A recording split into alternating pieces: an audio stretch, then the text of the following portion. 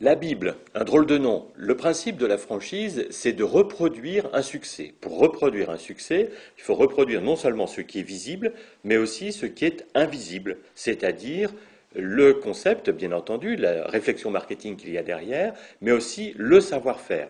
Le savoir-faire, donc un ensemble de méthodes de travail, d'outils, de résultats de l'expérience qu'il nous faut transmettre. Alors il y a plusieurs moyens de le transmettre, mais il y a notamment un moyen qui est essentiel, qui est la Bible, qu'on appelle aussi les manuels de la franchise ou les manuels du savoir-faire. Et cette Bible, qu'est-ce que c'est? Eh bien, c'est une série de documents essentiels qui vont comprendre, qui vont être transmis bien entendu aux franchisés par le franchiseur, qui souvent vont servir de guide et de manuel de formation et qui comprennent plusieurs parties.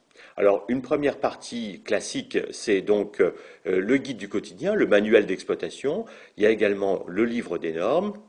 Il y a également le guide de l'identité visuelle, le manuel retraçant et expliquant les produits, la manière de les acheter, les services qu'on rend, etc. De plus en plus, la Bible n'est pas composée uniquement d'un livre ou d'un classeur, mais également de vidéos, d'un site internet, d'un intranet, etc. Donc les moyens de faire passer le savoir-faire aux franchisés sont très variés.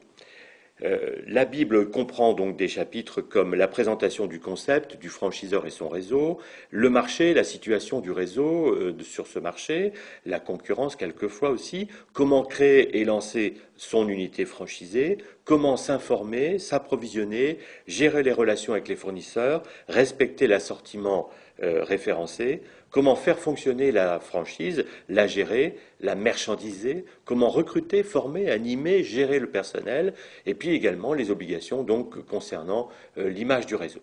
La Bible, donc, quelque chose d'absolument essentiel pour réussir et qui doit absolument être remis aux franchisés au moment de la signature.